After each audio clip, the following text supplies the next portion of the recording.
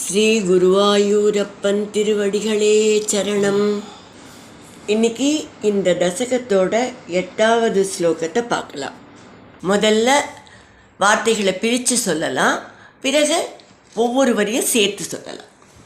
உரசாதரசாமமானிதைனாம் உரசாதரசாமமானிதைனாம் புவனானாம் ஜனனீமனன்யபாவாம் भुवनानां जननीमनन्यभावाम् त्वदुरो विलसत्तदीक्षणश्री त्वदुरो विलसत्तदीक्षणश्री परिवृष्ट्या परिपुष्टमास विश्वम् परिवृष्ट्या परिपुष्टमास विश्वम् उरसातरसाममानितैनाम् भुवनानां जननीमनन्यभावाम् उरसातरसाममानितैनां भुवनानां जननीमनन्यभावाम् त्वदुरो विलसत्तदीक्षणश्री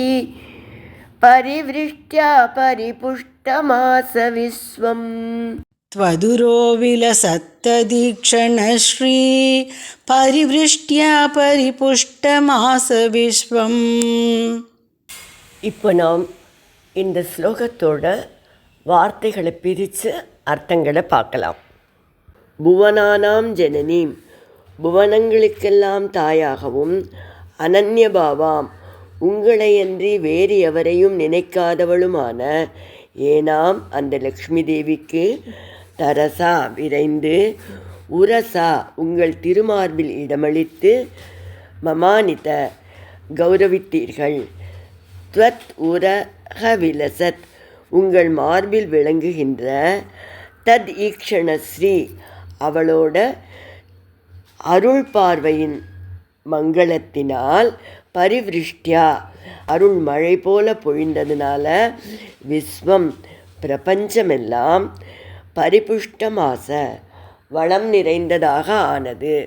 இப்போ இந்த ஸ்லோகத்தை முழுவதுமாக பாராயணம் பண்ணி இதோட முழு அர்த்தத்தையும் பார்க்கலாம். உரசாதரசாமமானிதைனாம் புவனானாம் ஜனனீமனன்யபாவாம் त्वदुरो विलसत्तदीक्षणश्री परिवृष्ट्या परिपुष्टमास विश्वम्.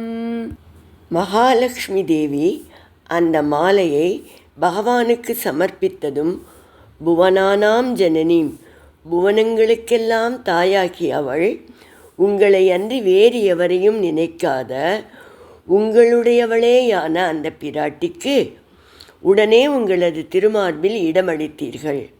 முன்பே சொன்னது போல இன்று புதிதாக பகவானுடைய மார்பில் அவள் ஏறி அமரவில்லை. அது எப்போதும் அவளுடைய இடம். அந்த இடத்தை அழித்து அவளை கௌரவித்தீர்கள். உங்கள் திருமார்பில் அமர்ந்து கொண்டு அவள் தன்னுடைய திருக்கண்களால் இந்த உலகை கடாட்சித்தாள். அந்த அருள் மழையால் பிரபஞ்சமெங்கும் வளமும் செழிப்பும் மிகுந்தது என்று கூறுகிறார் பட்டத்ரி.